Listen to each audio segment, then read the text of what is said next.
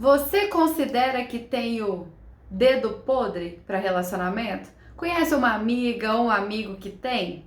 Hoje o Papo com Gegé vai falar sobre isso. Bora descobrir o porquê desse dedo podre. E já que a gente está falando de dedo, que tal usar o seu para deixar o seu like, seu comentário, compartilhar, ajudar a produtora de conteúdo local, porque afinal custa R$ 0.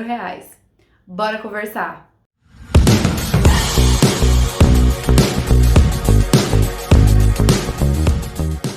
Gente, eu tô aqui com a Luane Marques.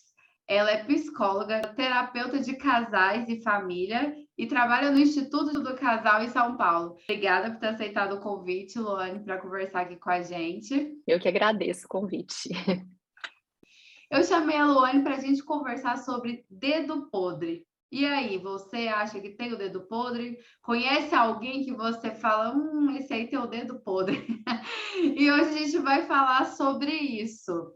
Luane, para a gente começar, não é raro, né, a gente ouvir que uma pessoa tem o dedo podre, ou a própria pessoa dizer, eu tenho o dedo podre, para Uhum. falar de relacionamentos que ela entra que não são legais, né? Repetir aquele padrão, pessoas que têm o mesmo defeito, sai de um namorado, vai para o outro e fala, os mesmos defeitos, a mesma coisa, termina, relacionamentos turbulentos ou que causam algum tipo de trauma. O que explica a pessoa ter dedo podre? O que explica ela repetir esses padrões de relacionamentos? Tem alguma explicação para isso? Ou é aleatório? Realmente, aí eu não tenho sorte nessas escolhas.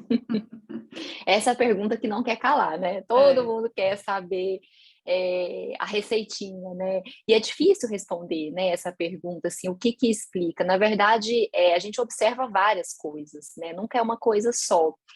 O que a gente percebe é que não é aleatório, né? De fato, não é uma coisa que do nada aconteceu, nossa, mas que falta de sorte a minha. Não é só um dedo podre, né? Tem muitas coisas que podem estar por trás disso, contribuindo de fato a essa repetição. Foi o que você mesma já falou, né? Existe sim, pode existir sim uma repetição de padrões, né? De padrões relacionais. Eu costumo dizer, dentro da abordagem da psicologia que eu trabalho, que tudo é relacional. Então, a gente está sempre inserido dentro de um contexto, e nesse contexto tem várias relações ali acontecendo, e a gente está interagindo com essas relações e nesse contexto o tempo todo. Então, esse contexto nos atravessa o tempo todo, e se a gente for ampliar, a gente também tem um contexto social. Então, existem muitas narrativas sociais, existem muitas narrativas dentro da família que a gente tem. Então, são muitas coisas que podem contribuir. Então, não é uma coisa só, né? São muitas coisas que podem ajudar a contribuir com essa possível repetição de padrões.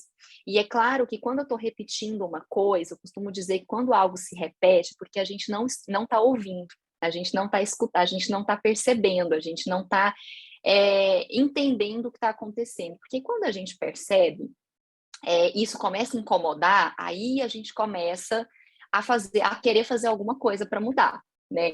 Então, se algo está insistindo, está repetindo, é porque tem alguma coisa que vale a pena a gente verificar.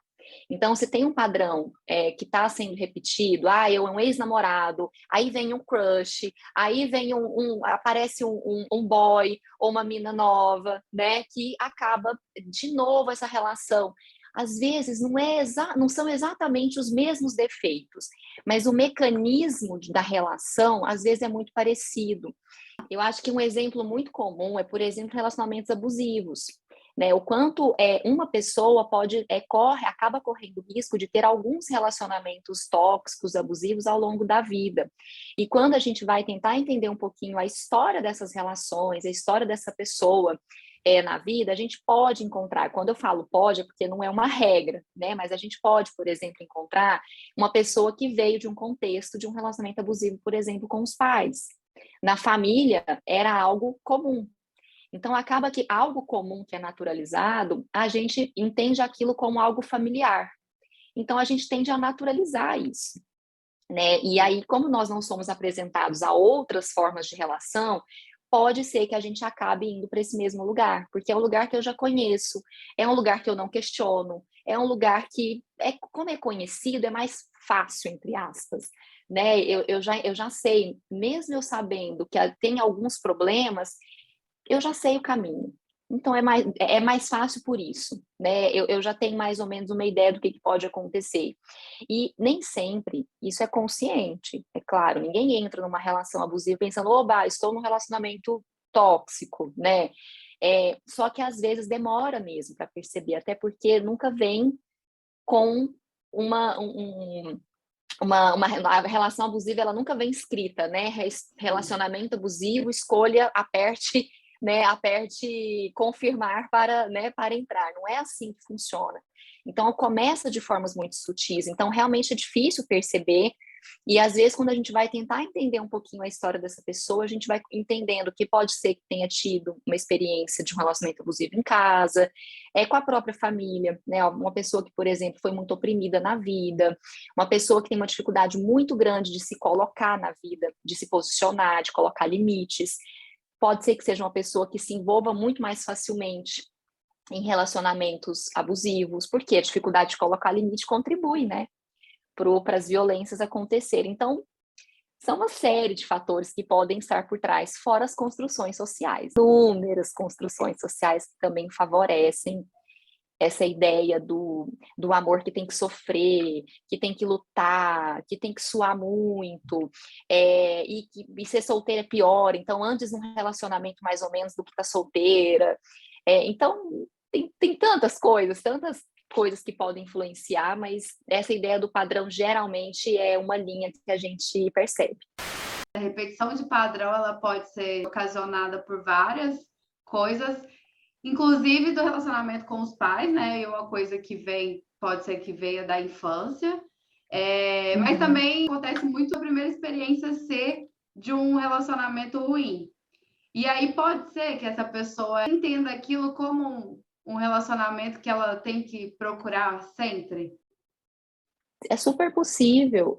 Se a gente pensar que a primeira experiência de relacionamento que a gente tem na vida, a gente, geralmente, né, pensando aí dentro de um padrão social, a primeira experiência de relacionamento que a gente tem na vida, geralmente é com a família, né? E essa primeira experiência amorosa, ela tende a marcar, né? Porque existe expectativa, existe também a imaturidade, pensando no relacionamento jovem, né, na adolescência, a gente também precisa considerar a imaturidade emocional das pessoas envolvidas. Não dá para cobrar de dois adolescentes de 15 anos, 17 anos, a maturidade de uma pessoa adulta de 30, né, que já passou por muito mais coisas, já tem mais, né, mais experiência.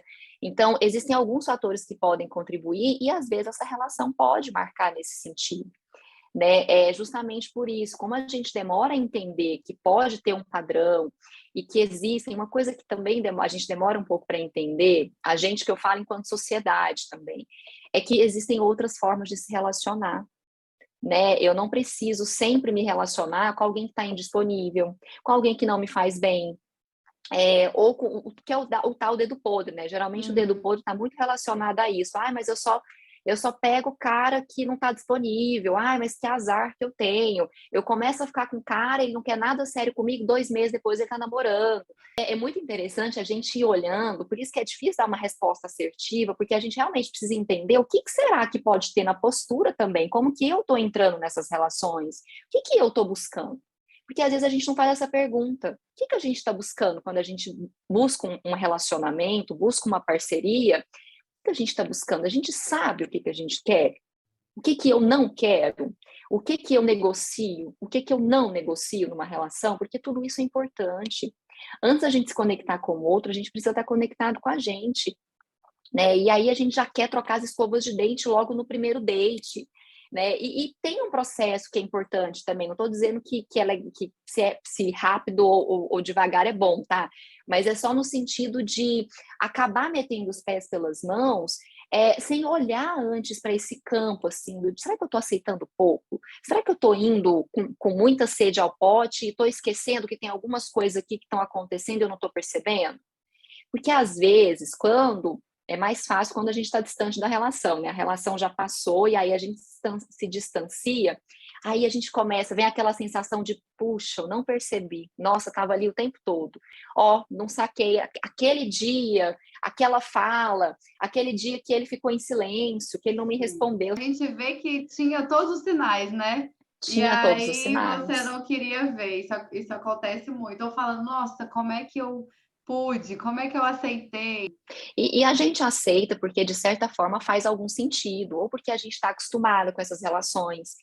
De modo geral, é muito triste isso, mas de modo geral, acho que principalmente para nós mulheres, a gente é ensinado a aceitar muito pouco. A gente é ensinado a valorizar o que é mínimo. E aí tanta coisa passa, a gente é ensinada que ser exigente demais é ruim. Ah, você está sendo exigente demais. Desse jeito ninguém vai querer. Desse jeito você vai acabar sozinha.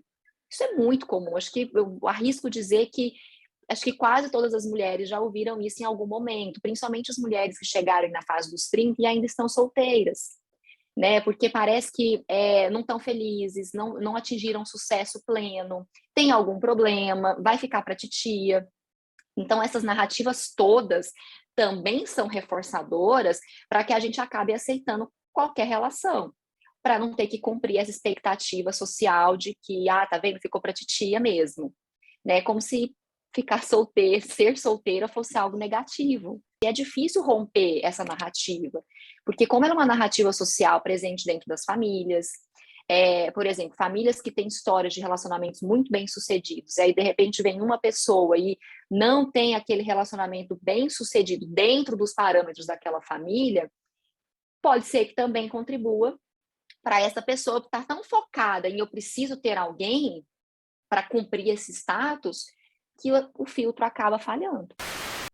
Queria saber, entender o que pode causar numa pessoa, emocionalmente falando, essa repetição de padrão. Porque, assim, pensando, é um ciclo, né? Então, você tem um relacionamento que você se frustra, que causa, né, feridas, enfim, que te causa algum trauma, e aí você acaba descrente de ter um próximo Uhum, relacionamento. E isso vai se tornando um ciclo que muitas vezes, assim, na maioria das vezes é muito difícil sair, né? Muito difícil quebrar. Então, uhum. assim, o que pode ocasionar essa repetição de padrão? E também queria saber de você, você já falou um pouco, né, da gente se observar, da gente olhar, né, para si, fazer questionamentos. Mas o que assim seria um primeiro passo para a gente não cair nessa, não fazer Uhum. essa, não continuar repetindo, não continuar tendo esse dedo podre, porque é difícil ter essa consciência, né? Muitas vezes você está ali e você não, é assim mesmo, como você disse, a gente é ensinado a aceitar muito pouco. Mas às vezes a pessoa não tem essa maturidade também de parar, né? Respirar e falar, não, o que eu quero, o que eu estou buscando, qual é a minha Uhum. responsabilidade nisso? Mas indo de trás para frente, né? O que a gente pode fazer? Você falou uma palavra que eu gosto muito, responsabilidade. Eu falo que a responsabilização, a gente precisa trocar culpa por responsabilização. Porque quando a gente cai nesse lugar de que o problema está no outro, eu me tiro do lugar de responsabilização. Né? E quando a gente faz escolhas, eu sou responsável pelas escolhas que eu faço. Né? É claro que o outro também tem parcela nisso, né? Não vou dizer que não, é claro que tem, mas à medida que eu percebo, por exemplo, que o outro não está tão disponível, e mesmo assim eu permaneço, eu estou sendo responsável, porque eu estou sendo conivente, né? Eu sei o que eu quero, eu estou buscando uma relação séria. Aí eu estou ficando com uma pessoa que não está querendo um relacionamento sério, mas também não me diz que não. E aí estamos lá, vamos ficando, e eu já passei várias raivas com a pessoa. Já claramente a pessoa não está tão disponível, mas ela está ali, e eu também. O quanto eu também sou responsável por isso, né? Por perceber que tem algo ali, né? Que essa pessoa está me dizendo que está disponível, mas não está tão disponível, e a pessoa é responsável por isso, por não estar sendo honesta, né? Então, essa troca de responsabilidade e assumir essa responsabilização é uma tomada de consciência muito importante para a gente, né? Para a gente entender. E aí eu acho que essas perguntinhas que eu falei de o que eu estou buscando. Inclusive quando eu vou lá nos dedos podres, né? Assim, o que eu estou buscando aqui? O que eu tenho encontrado, então? Né? Eu tô frustrada com as escolhas que eu tenho feito. O que será que eu estou escolhendo? Assim, o que está me levando para esse lugar? A gente trabalhar muito o nosso autoconhecimento para a gente realmente conseguir construir filtros que façam a gente fazer isso, que nos ajudem a fazer escolhas assertivas também. Quando a gente sabe muito bem o que a gente quer, as chances aumentam da gente fazer escolhas mais assertivas. Não quer dizer que nunca mais vai encontrar. Muito pelo contrário, pode ser que você vai encontrar mesmo alguém que está totalmente desalinhado com as suas expectativas. Só que a diferença é que a gente consegue sair desse lugar. A gente não fica, porque às vezes a sensação do dedo podre vem porque a gente queria muito algo e não foi correspondido. Né? E aí vem a sensação, porque quando é alguém que não tem muito significado, a gente nem tá mesmo, mais ou menos na mesma vibe, né? Então não liga tanto. Geralmente a frustração vem desse lugar. Poxa, eu queria tanto, né? Nunca dá certo com ninguém. O que será que está acontecendo? Então, a diferença de quando a gente começa a ter essa tomada de consciência, não é que a gente vai parar de encontrar pessoas indisponíveis, por exemplo, mas a gente vai aprender a identificar essas pessoas mais rápido e sair mais rápido, porque a gente já está com o radarzinho um pouco mais fortalecido, a nossa autoestima também já está um pouco mais fortalecida, a gente já entendeu que a gente não precisa aceitar qualquer coisa, né? Tem uma autora, uma doutora, que é a Valesca Zanello, que ela usa a palavra perebento, né, para se referir a esses homens, né, pensando nos relacionamentos heteroafetivos e com a presença de homens, ela fala dos perebentos, né? Então, assim, eu posso entender que eu não preciso aceitar os perebentos na vida, gente, né? A gente pode querer. Mas tem perebento demais. Tem! E assim, eu acho que uma coisa que a gente precisa entender é que a gente pode escolher. Não é questão de, não, as pessoas falam muito isso, né? Recentemente a Shakira se separou do Piquet, e aí vem aquela chuva de coisas, nossa, mas se até a Shakira foi traída, imagina você. Gente, mas aí não é uma questão da Shakira de ser bonita, de ser feia, de ser a Shakira ou ser a Beyoncé ou ser você, uma pobre mortal, né? A questão é outra ali, né? Então as pessoas vinculam muito nesse lugar. E essas falas, mais uma vez, essas narrativas sociais, elas deixam a gente cada vez mais inseguras para buscar um relacionamento. Porque se até a Shakira está terminando um casamento, para que eu vou lá atrás de uma relação? O que vai sobrar para mim, né? E isso é muito perigoso, porque coloca a gente nesse lugar de, tá vendo? Eu não posso escolher mesmo. Se tá ruim para ela, imagina para mim. Eu tenho que aceitar qualquer um mesmo, já tenho que aceitar sabendo que vai ter traição. É uma outra narrativa também que reforça muito esse lugar de, homem trai mesmo, é normal, é do homem, é porque a carne é fraca. Então, essas narrativas, elas são apenas construções sociais muito vazias também, que aí a gente vai fazer um recorte de gênero também muito forte sobre o quanto os homens são autorizados a terem, né, a sua vida muito livre, são permitidos a fazerem muitas coisas e como a gente segue nesse lugar de sermos podadas, inclusive do nosso desejo. Né? Porque a gente não pode desejar, a gente não pode escolher demais, aí a gente tem que ser a mulher exemplo, a esposa exemplo, se você é muito criteriosa, está sendo muito exigente, se você se posiciona muito politicamente, não existe hétero assim, não. Diminui essa régua sua aí, a régua, né, de medida, porque você vai ficar sozinha. Então, são tantas coisas por trás, acho que a gente precisa realmente, assim, rever essas narrativas, se blindar um pouco dessas narrativas para a gente conseguir limpar um pouco a lente, sabe? Eu acho que a nossa lente ainda está muito intoxicada, eu diria, assim, poluída mesmo por uma série de construções sociais que acabam nos impedindo de fazer escolhas mais assertivas. Tem a questão da insegurança. Quando a gente está muito insegura com a chance também da gente se abrir para um relacionamento mais ou menos aumenta.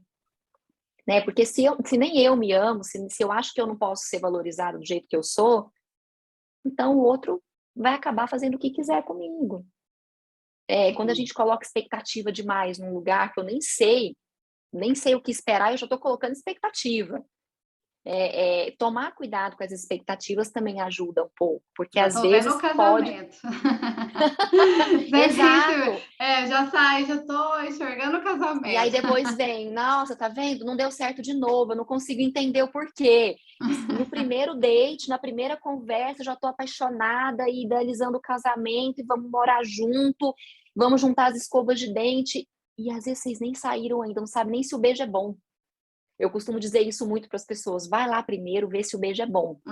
Aí, se o beijo encaixar, se a pegada for boa, se a química realmente rolar pessoalmente, porque hoje a gente está muito nesse lugar, a gente vive um mundo muito dos aplicativos, as pessoas têm, né, as coisas mudaram muito, os padrões mudaram, a gente conhece pessoas de formas muito diferentes, então é muito comum hoje as pessoas se conhecerem por aplicativo. Então eu falo muito isso, vai lá primeiro, vive o primeiro encontro, que eu acho que diz muita coisa, né, porque pessoalmente tudo pode mudar. Tudo pode Às mudar. vezes a pessoa é maravilhosa. Na hora que beija, você fala, e agora?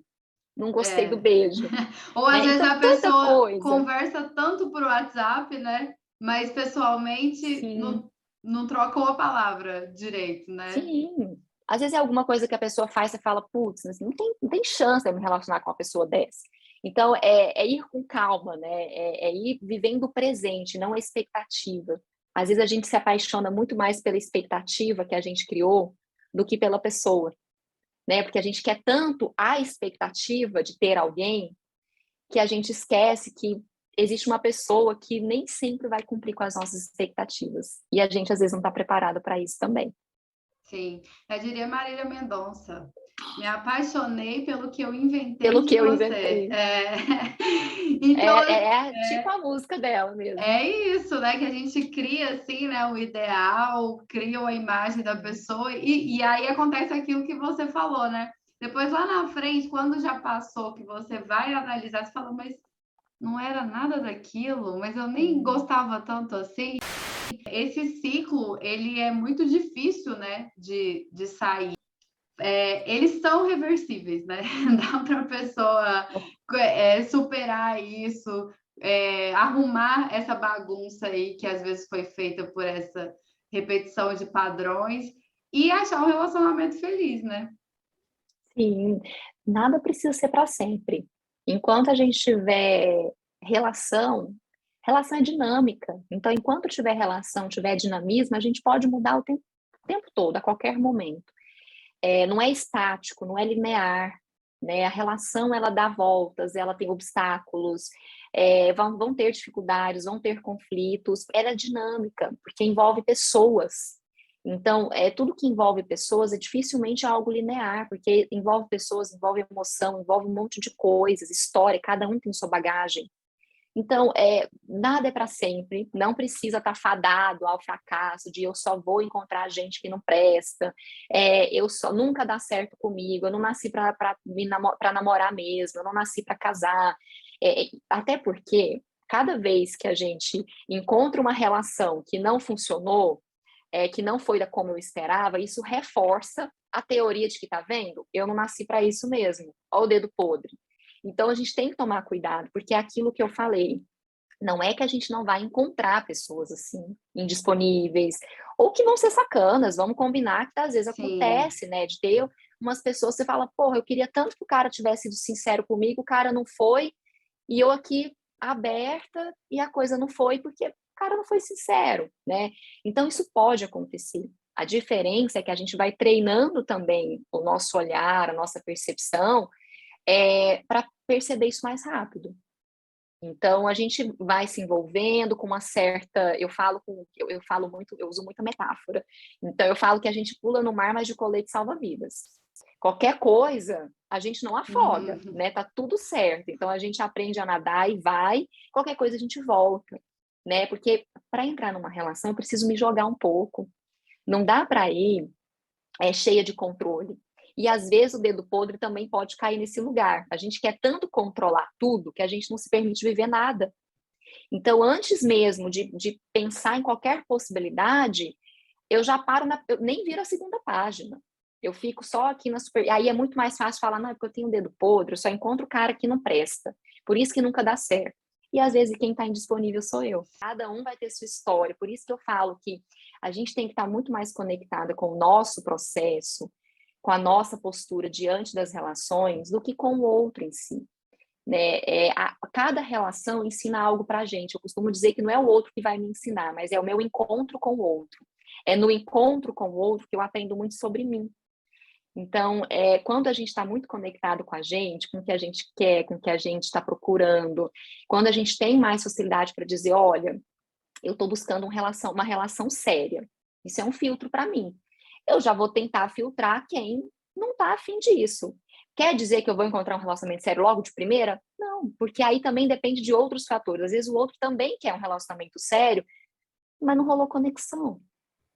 Então pode ser um monte de coisas, não bastam só duas pessoas quererem, tem que ter investimento, tem que se jogar um pouquinho. Relacionamento não caminha se tiver só na base do controle, porque aí perde a espontaneidade também. Então, ligar esse radarzinho da gente começar a entender que não precisa ser eterno, não precisa ser definitivo, assim, uma vez eu encontrei um cara assim, uma mulher assim, então vai ser sempre assim. Não, né? Comece realmente a buscar, a se relacionar de forma diferente também, a buscar pessoas diferentes, a começar a perceber, se você está percebendo que tem um padrão ali, opa, alerta, você está repetindo muito o tal do dedo podre, é porque deve ter alguma coisa ali mesmo que precisa ser vista, e às vezes é sobre a gente, não é sobre o outro. É isso aí, viu, gente? Às vezes o dedo podre tem muita coisa por trás aí que precisa ser analisada. É isso, Luane, muito obrigada, viu? Você falou muito bem aqui pra gente. Ajudou muito aí a galera que tem o dedinho podre aí a ver o que tá causando aí essa podridão. Vamos se ligar aí. Tem a responsabilização aí no meio também, que às Exatamente. vezes precisa ser percebida. Exatamente. Vamos ver para onde esse dedo tá apontando aí. Espero que a gente possa conversar mais vezes. Adorei. Sigam a Luane, vou colocar aqui, ó, embaixo o endereço do Instagram dela. Siga lá e até a próxima. Luane, muito obrigada, viu? Obrigada a você, Jéssica. Tchau.